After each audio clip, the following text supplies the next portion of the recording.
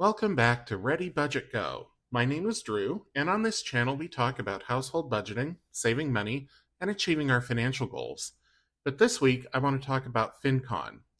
FinCon, for those who don't know, is an annual conference where a bunch of creators get together and talk about money.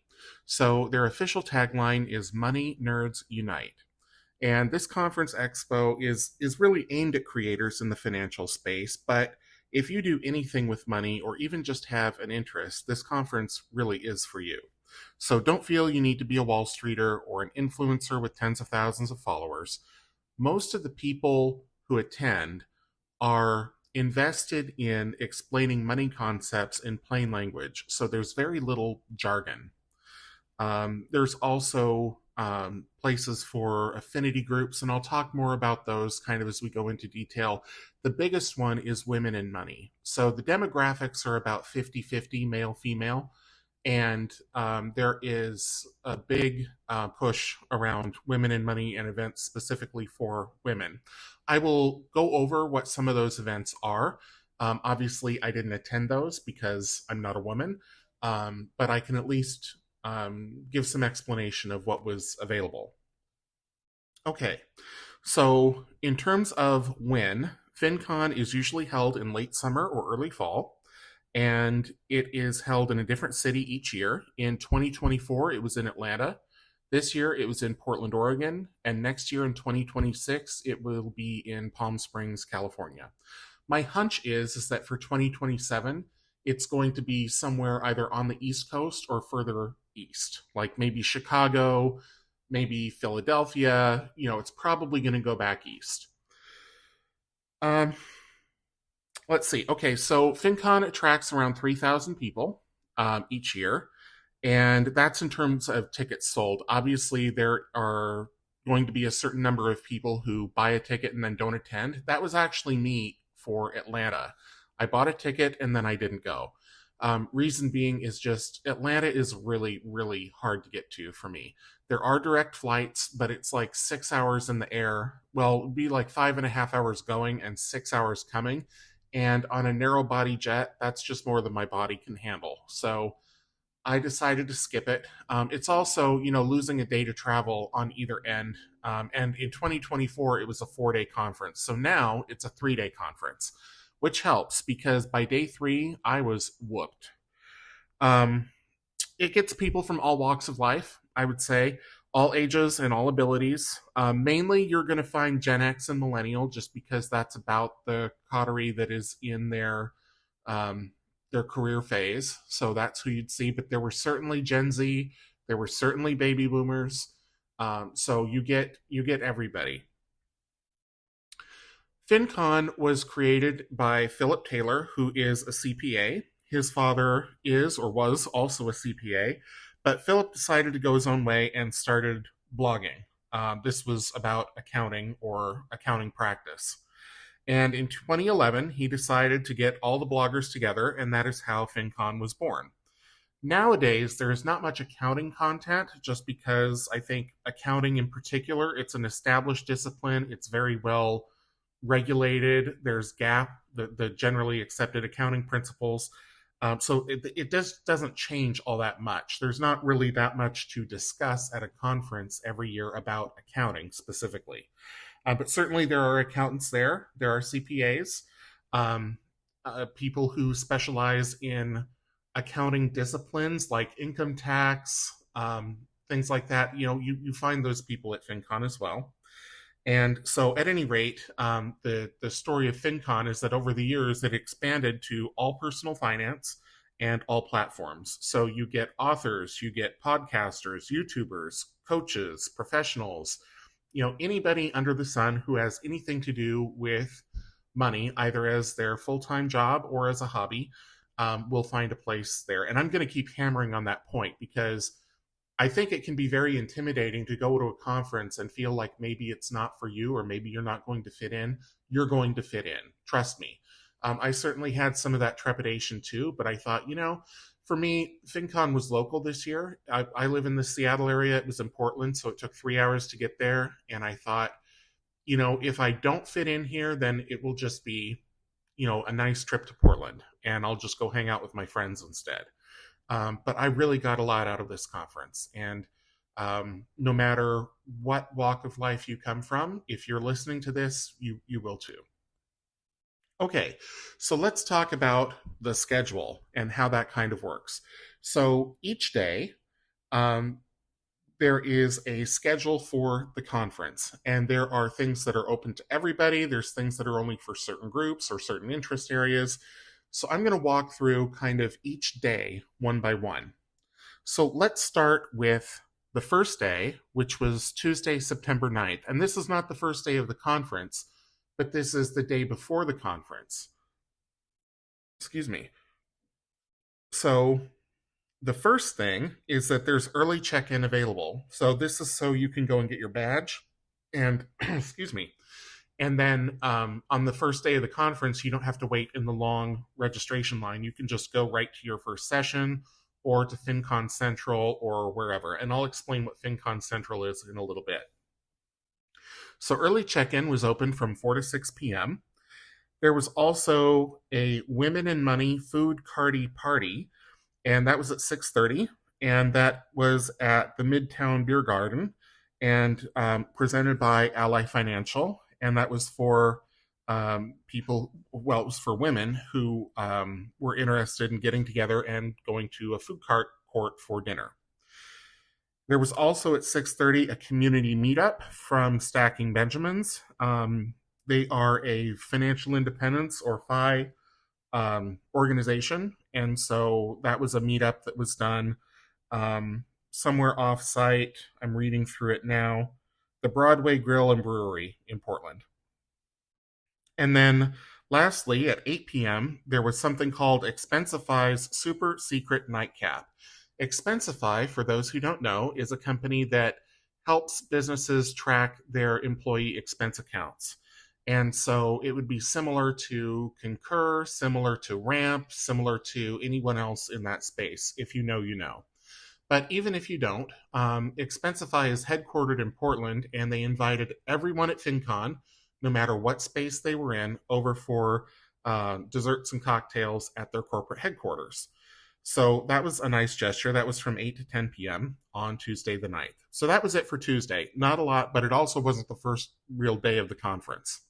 So now let's talk about Wednesday the 10th, and this is the first full day of FinCon. So check-in was open between 7:15 a.m. and noon. So if you hadn't already picked up your badge, you could go and do that.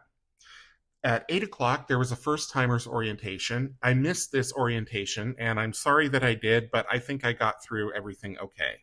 And that first-timers orientation, like I said, was at 8 o'clock. And that was sponsored by Cube Money. None of what I'm telling you, by the way, in this whole recording, none of it is sponsored. This is just my own opinion, my own experience. So just putting that out there. At 9 o'clock in the morning, there was what's called the community session. And this is something that FinCon puts on every day. I didn't go to any of them, but it is for all attendees, and it is in the big ballroom, so it's big enough to hold everybody. Probably you want to get there early if you want your preferred seat. If it were me, I would take a seat toward the back, because if you sit toward the front, and this is just my experience at conferences in general, if you sit toward the front, you're going to be one of the last people to leave. Because when it's over, everybody's leaving, and some people move slow. So if you have another session to get to, you might end up running late if you are seated toward the front. So word to the wise. At 10 o'clock, FinCon Central opened. Now, FinCon Central is the expo floor. So this is where the people who are vendors and they sponsor the event, they each have a booth there, and you can go and meet with those people if you are so inclined. Some of them have swag. So if you are in the market for a water bottle, if you've forgotten yours, you can pick one up. A lot of people were walking around FinCon with iShares water bottles. I didn't pick one up because I knew I was going to have limited space to haul it home because I was flying. But a lot of people got them, and they were really nice. And there was all kinds of other swag. There were tote bags, there were T-shirts, there was, anything.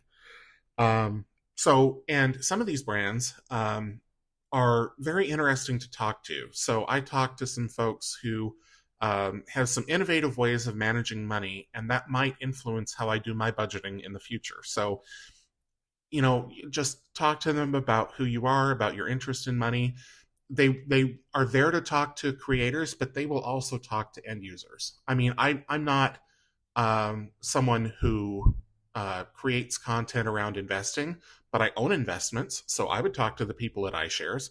I will say, though, too, that FinCon Central on the first day is mobbed. So if you don't handle crowds well, you may want to delay going to FinCon Central until either after lunch on the first day or maybe even the second day, just when things have kind of calmed down. So FinCon Central is open from 10 to noon, as is the attendee lounge. And the attendee lounge was sponsored by Plink. And I don't know much about Plink. I've seen their brand before, but that's Plynk. So at 11 o'clock, there was the platform and niche meetups. And what this is something that happens periodically throughout the conference. It's within the same expo hall as FinCon Central. And they have these tables standing around. And they have, each table has a card on it, and it'll say what that interest is. And then you just show up and talk with whoever's there. So at the first one, the affinity areas were freelancers, speakers, college, and side hustles. And for me, those were a little too general. Even though there were a couple that I fit into, I wasn't going to say, "Yep, this is my tribe, and I'm going to go meet with them." So I skipped that. There were a lot of things that I ended up skipping. So, and one of the reasons why FinCon Central was so busy the first day is that there was nothing else going on. So everybody kind of mobbed FinCon Central. I would say there were probably about half the people who were there at the convention center were inside FinCon Central, and the other half were out in the hallway talking with people they knew or people they just met or what have you. So nobody was in a session at the time. So it was a lot of people in one place. And then at 11:15, there was a Women in Money session called Let's Talk About How Competitors Can Become Collaborators. I can't tell you anything more about that because obviously it's Women in Money, so I didn't go. At 11:30, there was platform and niche meetups round 2. So some of these, or a lot of times, you're going to end up with 2 things going on at the same time, and you got to pick one that you want to go to. Or maybe you start out at the one you like more, and if it's not giving you what you need, then you go to the other one. I'll talk about that in more detail in a bit. But so platform and niche meetups round 2. That was for course creators, credit, frugal living, and sustainable investing. I had it on my calendar to go to frugal living, but I didn't make it. And I think it was because I got wrapped up in a meeting in FinCon Central, and I just couldn't pull myself away. So 12 o'clock noon is lunch. So everything kind of shuts down. There's nothing really going on at FinCon. So the expo floor will close for lunch, and so that the people who are there at the booths can take their break, and there's no sessions going on. There was a community meetup, lunch for introverts and newbies. That was off-site. There was an RSVP, and they were just going to meet somewhere and then go somewhere for lunch. So that was an option. I didn't attend that. 1 p.m. check-in opened again, and that went until 5:30. So anytime on the first day, except for noon to 1, when everyone was at lunch, you could get your badge. And then at 1:30 were the breakout sessions. That's when they started. So there were breakout sessions every single day, and in multiple time blocks. So breakout sessions last 45 minutes, and you have usually 1 or 2 speakers who are giving a presentation about a specific topic. And the 45-minute session time is designed so that people have 15 minutes to get to their next session if they're doing them back to back. So the sessions in the 1:30 block on Wednesday, September 10th, the first day of the conference, were How AI Saves Me 10 plus hours each week. And this one I did attend, and I will talk more about that in a minute.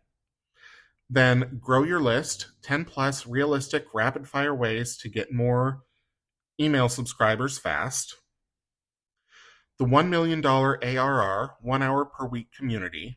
I don't know honestly what that is. I don't know what ARR is, so that wasn't even on my radar.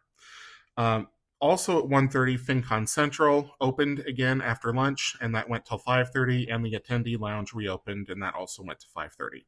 So there were 3 different breakout sessions at 1:30 p.m. that you could choose to go to if you wanted, or you could spend more time at FinCon Central. You could take an extended lunch. It was very flexible.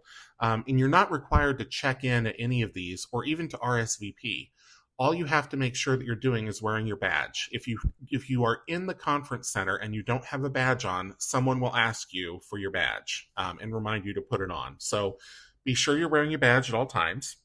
And if you've been to another conference, right, it's the same all over, kind of anywhere.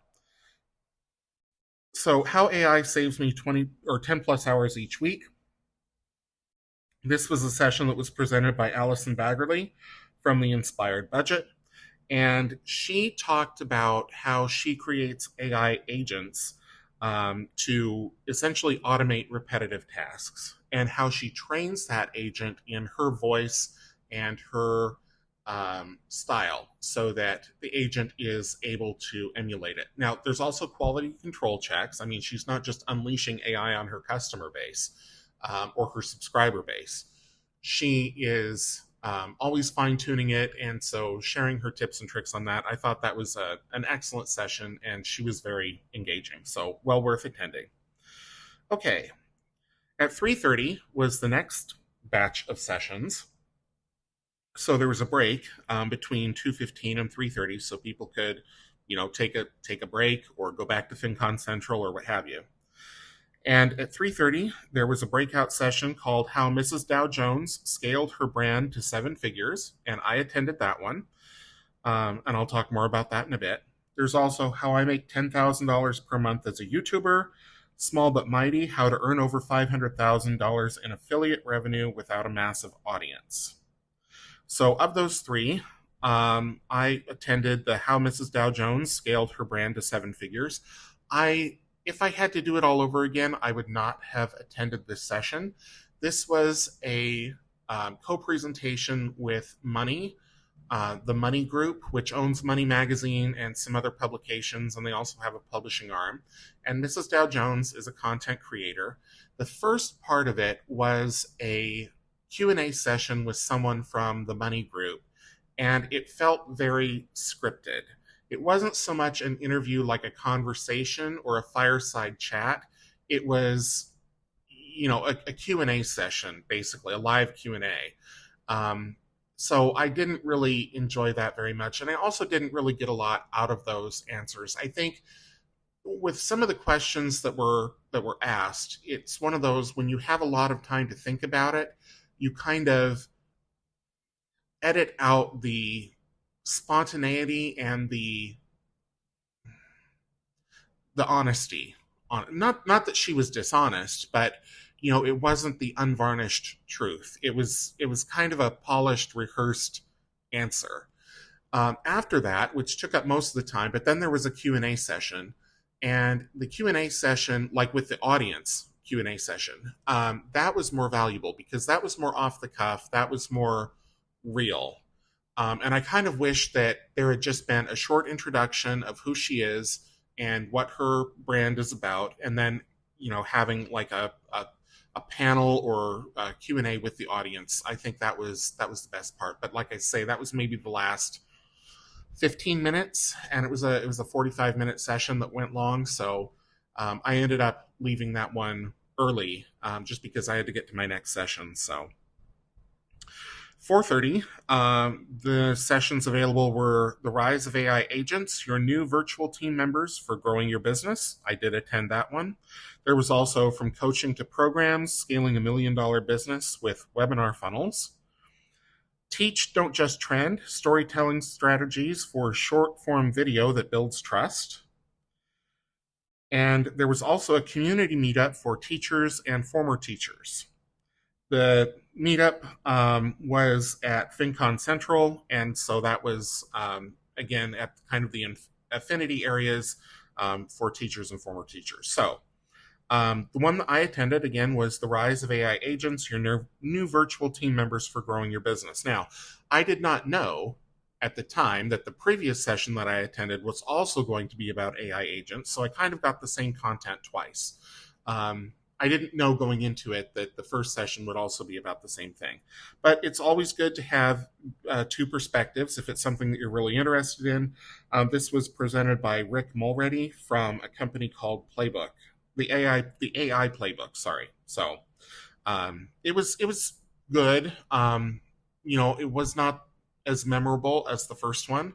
I thought the first one was done better. The first one also had more um, attendance at Allison's presentation, and maybe that's because people who were signed up for both thought, "Oh, this again," so I'm going to go somewhere else. So, um, and then at 5:30 there was a welcome reception that was sponsored by Google AdSense. Google AdSense also sponsored the Wi-Fi for the conference.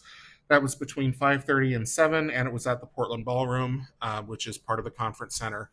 And I didn't attend that because it was the end of the first day. I'd spent a lot of time at FinCon Central, a lot of time on my feet, a lot of time talking to people, and I was just kind of done. I am one of those introverts, so my social battery was running on empty, and I thought I just can't. So that was it for the first day. So let's talk about the second day.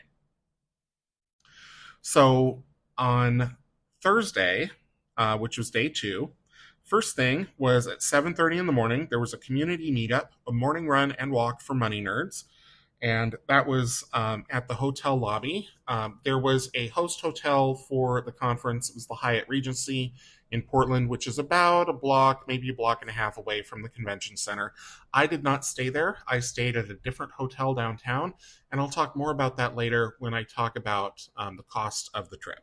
So that was at 7:30. 8 o'clock, check-in opened. Check-in was open all day from 8 to noon, and then again from 1:30 to 5:30. At 8:15, there was a community meetup for tax professionals. That was in one of the exhibit halls. And then at 9 o'clock, there was the daily community session, which again, I didn't go to, but that was for everybody.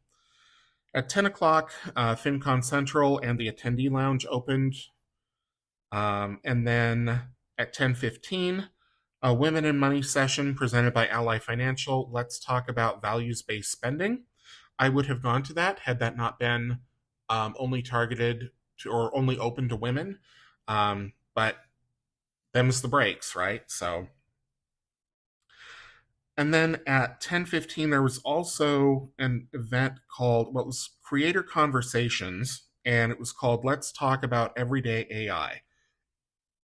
So AI was a heavy theme here at the conference, and I did not attend this one. At 11 o'clock, there was the platform and niche meetups round 3. I was supposed to attend this one, and I didn't. I actually didn't attend any events on Thursday morning because I was dealing with some lower back pain, so I had a hard time getting going that day. But the affinity spaces from 11 to 11:30 were podcasting, budgeting, debt reduction, and retirement.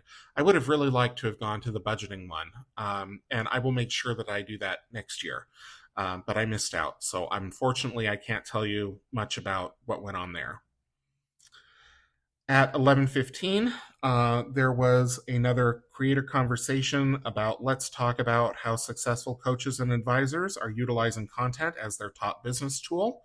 It sounds kind of nebulous to me, but I was already committed to being at somewhere else that I ended up not going to. So, I did not attend that either. The Collab Lab was open from 11:15 to noon. This is another Women in Money networking event, so I can't tell you much about what went on there. Or I don't even know what a Collab Lab is. Let's see what it says. It says, fun, fast-paced workshop sessions designed to help women connect through shared creativity. So that is what that was about. At 11:30, platform and niche meetups round 4. This was YouTube, investing, and travel. Again, I had it on my schedule, but I did not attend because I was not yet at the conference. There was a community meetup at 11:30 for social and financial justice. That was at the main lobby. 12 o'clock noon lunch, there was also another community meetup from Mochas and Marketing. This was at Portland Coffee Roasters, which is in the first floor of the convention center. So 1 o'clock, the check-in desk opened again. 1:30, FinCon Central reopened. Then the breakout sessions were audio to visual, the exact process I used to turn an audio podcast into multi-platform video content. So that was one of them. Another one was how I closed $1 million plus in brand deals in 12 months with no industry experience. And another one that I did attend, which was Personal Finance Needs a Rebrand, Coaching as the Future of Financial Education. Now, I am not a financial coach. I don't consider myself part of that space at all, but I am interested in the tagline or the title of Personal Finance Needs a Rebrand. So this was put on by Kelsa Dickey of the Financial Coach Academy, and I thought her perspective was pretty interesting. So she talked about how financial education is delivered three ways. There's the cognitive approach, there's the emotional approach, and there's the conative approach. So the cognitive approach is what you know, the emotional approach is how you feel, and the conative approach is what you do. And so she was focused on the conative approach and not just giving people knowledge, because she said, I can deal with the cognitive, I can give them the knowledge, I can deal with the emotional, I can reassure them, I can hold their hand, but it doesn't always translate to the conative for what they do. Their habits are already formed, and even if they are feeling great about their future and they have all the knowledge they could ever possibly possess, it's creating new habits. It's holding them to, or not holding them to, but it's helping them to establish new ways of doing things that make them want to do better with their money, if that makes sense. So it was a very, very interesting session. This was the most valuable that I went to of all of them, I think. And like I say, I'm not a coach, but I do see a lot of my financial story in what she was talking about.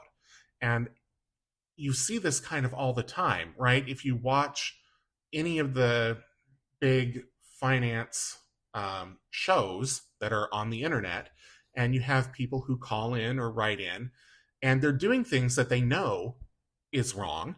They know that what they're doing makes them not feel good in some way or another. They have regrets. They don't have financial security, so they're anxious, they're nervous, and they cognitively know this, but they can't break those patterns. And the response that they get is, well, you're stupid, or, don't you know any better, or why are you doing this to yourself? And those are really not helpful. And I've always felt this way. And there are people in the online space too, and I'm not going to name any names. If you know, you know. People will share their entire money lives with these people because they're desperate for help. And what they get is they get berated and belittled and made to feel less than. And I really think that is not just not helpful, but I think it sets us backward as a community and as a society.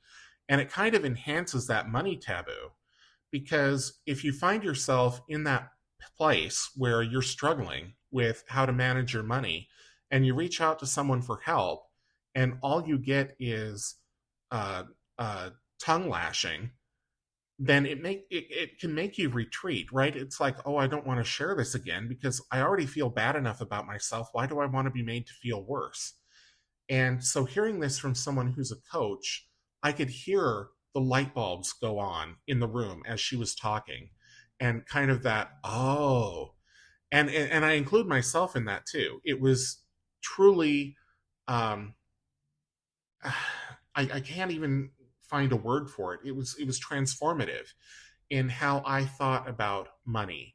And I'm going to talk about this in more detail later in one of my Wednesday videos.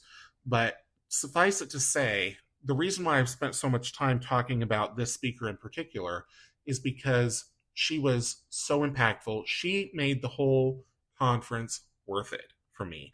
And in fact, I was so moved by what she was saying that afterward, I wrote her an email and I said, "Thank you so much for sharing your insights.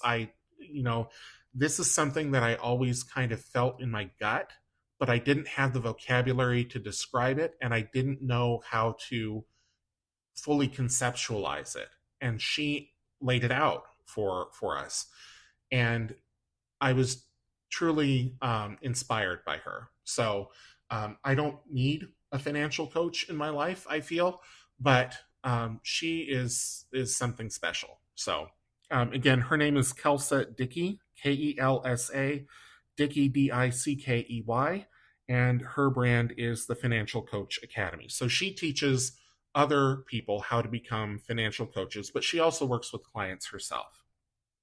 Okay, so there was also another session at 1:30, AI technology and creators, democratizing financial planning. Obviously, I didn't attend that because I was in Kelsa's session, and the attendee lounge opened again from 1:30 to 5:30. At 2:30, I had a one-on-one meeting, so this was another option. When you register for FinCon, you can fill out your profile on the FinCon app, and then companies who are there, some of them have a booth, some of them don't. But there is also a special room just for one-on-one sessions, and it's a little like speed dating because you only have 15 minutes, and so you get to meet with a person from a brand, and you tell them who you are and what you do, and they tell you about their company, and you see if there's a good fit. So the person that I met with was from a company called Golry, Goalry, and I have another meeting with them next month that I'm looking forward to. So we'll see how it goes. At 3:30, more breakout sessions. One of them was nailing collabs with brands and clients. Another was this simple funnel generates $300 every day. Another one was stop being overlooked, 5 steps to make people get what you do and want to work with you. And then Money Meets AI, tools, trends, and how everyday consumers are using AI to manage their money. So that is the one that I went to of the 4. This was another one that I regret going to. This was presented by Jeffrey Troll from Money Meets AI. And I regret going to it not because he wasn't a good speaker, but because this was content that I'd already heard twice now. It's kind of the same thing, and there wasn't really a lot of meat on the bone here. So if I had to choose again, I would have gone to one of the other sessions. Probably nailing collabs with brands and clients is probably what I would have gone to. But at any rate, that was the one that I attended. And then at 4:30, more breakout sessions, navigating the AI landscape, protecting creators and audiences from bad actors. Conversion blueprint, 3 steps to monetize your audience. And get paid 6 figures to go from creator to coach. I wasn't interested in any of those, so I didn't attend any of those. At 5 p.m., there was a community meetup, Finance as a Force for Good. That was at FinCon Central. 6 o'clock, dinner clubs, it just says. Small groups of 6 to 12 attendees will gather at hand-picked Portland spots to share great conversation over a memorable meal or a sweet treat. I didn't go to those, mostly because I didn't know they were happening. 6:45, community meetup, NACO and Medicine for the People Show. Don't know what that is. 8 o'clock p.m., community meetup, Powell's Books field trip after dinner clubs. So those who attended the dinner clubs who wanted to go visit Powell's. Powell's is a big bookstore in Portland. It is the biggest bookstore in the world by shelf space or shelf feet. And it takes up an entire city block in downtown Portland. I visited Powell's when I was there, as I always do, and I bought a couple books. So if you ever find yourself in Portland, Oregon, Powell's is one of the places to go. And then there was also a community meetup from 8 to 10 p.m. for creator karaoke, and I did not attend that either. Day 3, Friday, the 12th of September. 7:15 a.m. There was a community meetup, investment community builders breakfast. 8 o'clock a.m. check-in was open until noon. 8:15 community meetup, financial psychology. That was at Portland Coffee Roasters at the Convention Center. 9 o'clock, FinCon Central opened from 9 to noon. And then the breakout sessions. YouTube is on easy mode. How to go from 0 to 1,000 subscribers in 60 days. I attended that one. I'll more on that in a minute. Are you growing or actually scaling? How smart creators build businesses that snowball. And Ops, I did it again. Operations for scaling a 6 to 7 figure coaching business. So I attended the YouTube is on easy mode. That was presented by JC Rodriguez from The Frugal Rich. Very interesting session. But probably the second most impactful one that I attended of the entire conference. Looking forward to implementing some of his ideas. All I can say is that if you are looking to start a YouTube channel from scratch and wondering how you grow fast, he has the blueprint for that. So then the attendee lounge was also open from 9 to noon. At 10 o'clock, platform and niche meetups round 5. This was coaching, fire, and small business. I did not attend that. At 10:15, there was a networking event presented by Steve Stewart Podcast Productions. It says, let's talk about how to open and close a podcast interview like a pro. Also at 10:15, there was another networking event, a creator conversations. Let's talk about financial storytelling for healing, impact, and income. So this is one of those sessions that I think, even if you are not a creator, it is something that it may be valuable to you if you're interested in that space. Storytelling for healing, impact, and income, that could be really anybody. And I say that as someone who did not attend the session, but just from my perspective. At 10:30, platform and niche meetups round 6. This one was authors, military, FinLit, and taxes. I was supposed to attend this and didn't. I can't remember what I got caught up doing, but I missed this one. I wanted to go to the FinLit table, but that's okay. And then at 11 o'clock, platform and niche meetups round 7. This was blogging, couples and money, family finance, and insurance. 11:15, the Collab Lab was open again. That was another Women in Money event, just like from the day before. There was also another creator conversation. Let's talk about the power of in-person, why offline strategy still wins. Platform and niche meetups round 8 at 11:30. This was advisors, real estate, faith and finance, and financial freedom. I didn't go to this one either. I missed every single one of those because I got caught up in other things. Either I was talking with someone about something or had something else to do, whatever it was. So that one was at 11:30. And then there was a community meetup at 11:30, Dividend Nerds at the Convention Center main lobby. 12 noon lunch. There was also a community meetup, FinCon Latinos 2025 group photo. That was in the lobby of the Convention Center. Check-in open again from 1 to 4:30. I think, though, if you're checking in the afternoon of day 3, you've pretty much wasted your time. 1:30 breakout sessions, the AI YouTube workflow that saved my sanity and doubled my productivity. That was one of them. The case study of a multi-6-figure book deal. That one I attended, and I'll tell you more about that later. There was also follower count doesn't matter, growing a financial coaching business with heart, not hype. So of the 3, I attended the case study of a multi-6-figure book deal. That was from a couple of women who had published a book, Buy What You Love Without Going Broke. Their names are Jen Smith and Jill Siriani. They are the Frugal Friends online, and they co-wrote and published a book that, like I said, the title was Buy What You Love Without Going Broke. So they talked about how they got their book deal, how they found an agent, how they found a publisher and decided which one to go with, things like that. It was less about the writing, more about the getting the book deal, and that was interesting. I thought that some of the stuff I already knew, even though I'm not a published author myself. I kind of looked into it in the past, and it was interesting to see it from the perspective, or hear it from the perspective of someone who had actually done it. So, and then also FinCon Central was open between 1:30 and 4:30, as well as the attendee lounge. Realistically, though, after lunch on day 3, people pack up and go home. So I popped into FinCon Central at around probably 2 o'clock, and most of the booths were empty. Like, people had packed up all their stuff and they were gone.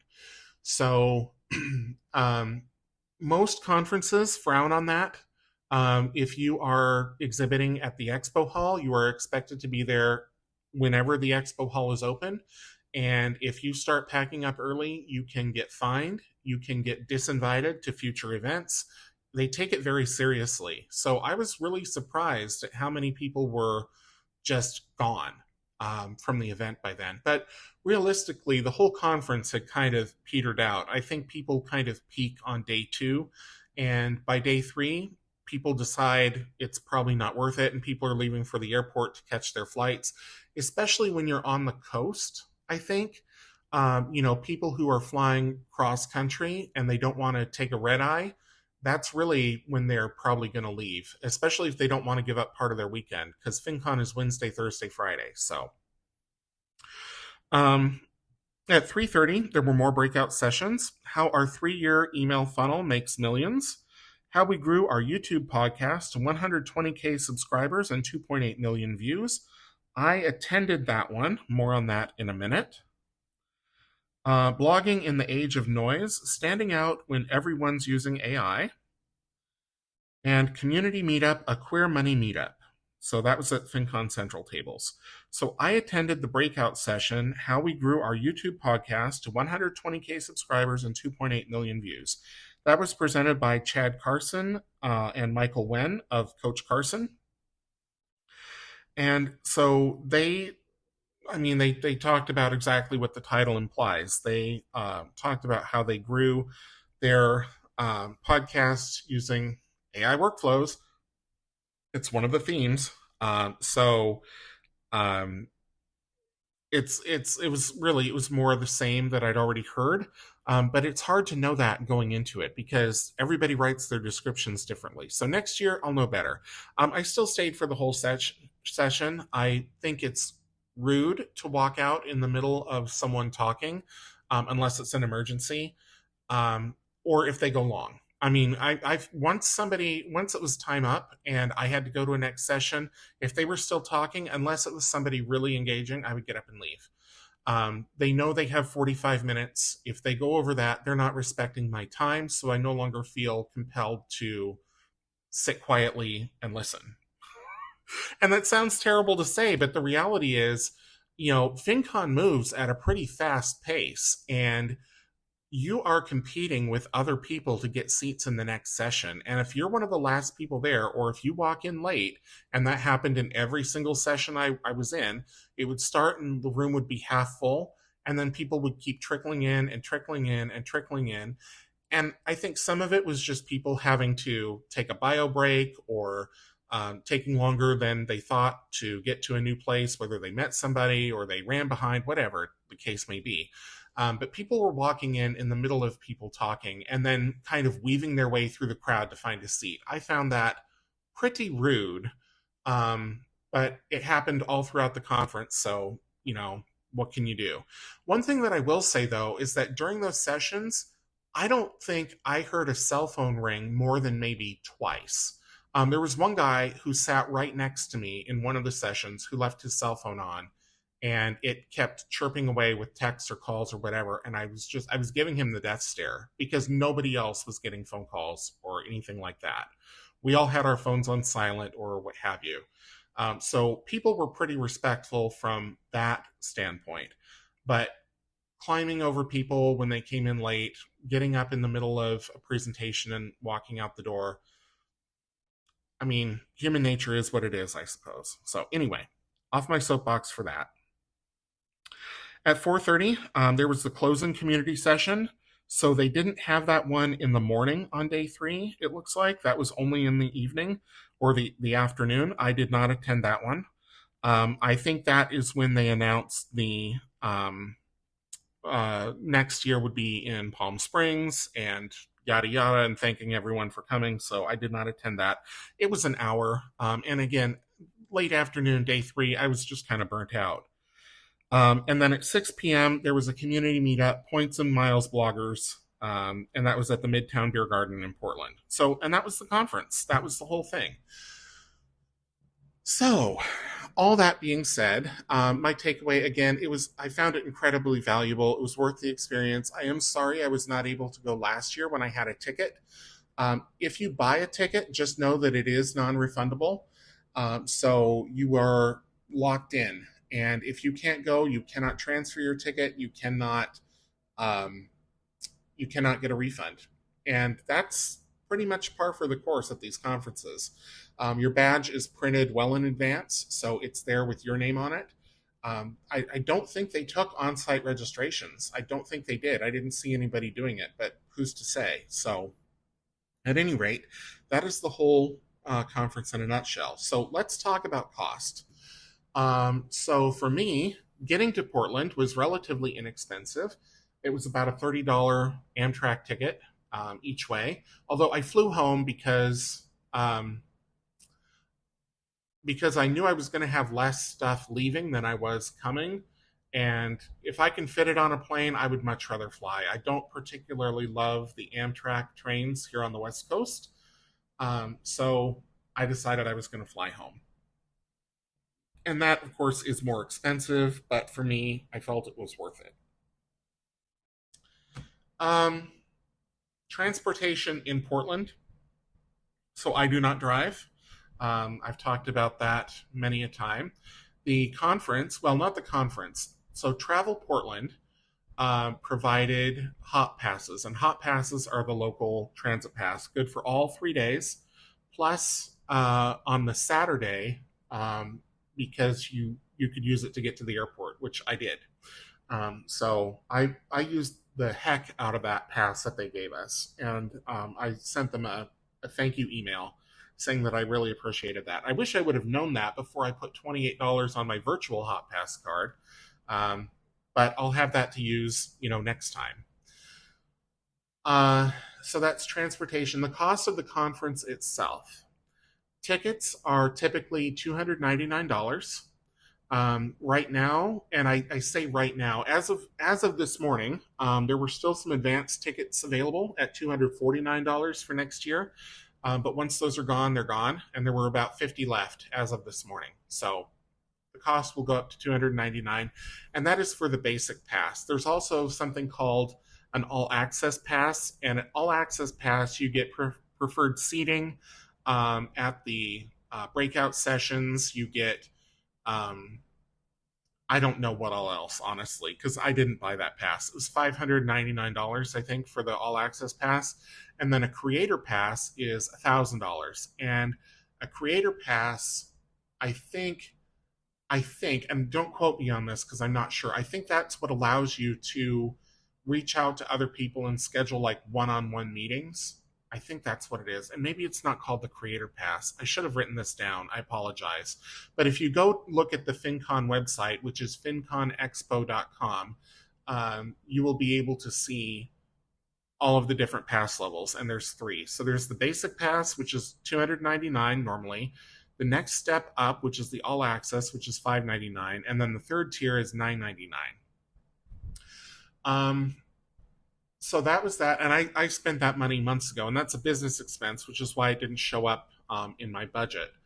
And then hotels, so they do, like I say, they did have a room block at the Hyatt Regency, which is nearby the convention center. The room rates, if I remember correctly, were $199 a night plus tax. And I did not stay at that hotel because I had credit card points that I could redeem and stay somewhere else for free. So that's what I did. I stayed across the Willamette River in downtown Portland, so I was commuting to the convention center each day, making good use of that hot pass. but I didn't pay anything for my hotel. And I stayed 4 nights. So essentially, I saved myself $800 plus tax. So we're talking probably $900 on hotel costs. Um, but certainly, you don't have to stay at the host hotel. You can stay somewhere else. You will get preferential rates. Again, $199 is pretty much the standard rate for conventions, conferences. When you get a room block, you could stay any number of other hotels. There's others nearby, but they're kind of like motels more than hotels. Most of the hotels are downtown, so that's where I was. And then food and incidentals are, whatever they are. I spent probably on food, I probably spent 60, 50, $60 a day. But bear in mind that I don't drink, so I'm not spending money on alcohol. And I don't have expensive tastes. So I'm not going out for steak dinners. I'm getting, a sandwich, a salad, basic stuff. Um, and then also, the thing about Oregon is there's no sales tax. So the only other money that I spent on this trip was at Powell's. I bought a couple books, and those were both business expenses as well. So really not a whole lot of extra spending for me. Had I had more time, I probably would have gone and bought some new clothes, maybe some new shoes, taken advantage of the tax savings, but be that as it may. So that is FinCon 2025 in a nutshell. I am planning on attending 2026. I have not bought my ticket yet, but I'm going to try to get that done because I'd love to save $50 and I know I want to go. So if you've never been to Palm Springs before, it is a wonderful place.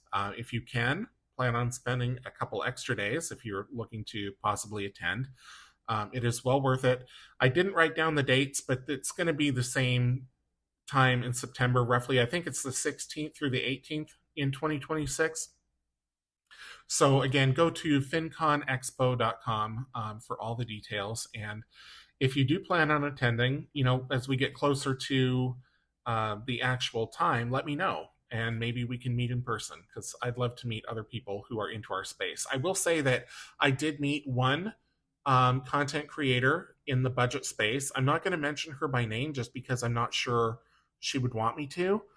She probably wouldn't mind because she's really close to getting 100,000 subscribers.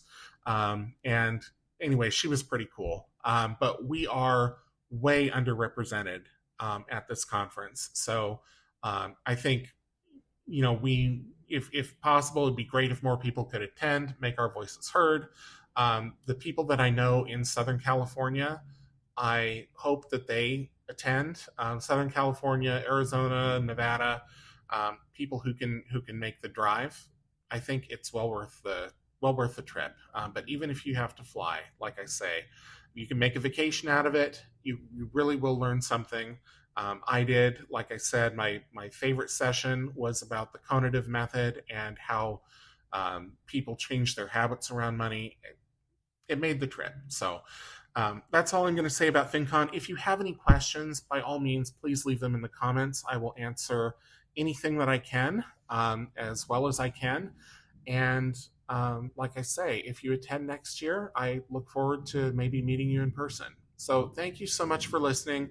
I really appreciate you sticking out to the end. If you did, in fact, listen all the way to the end.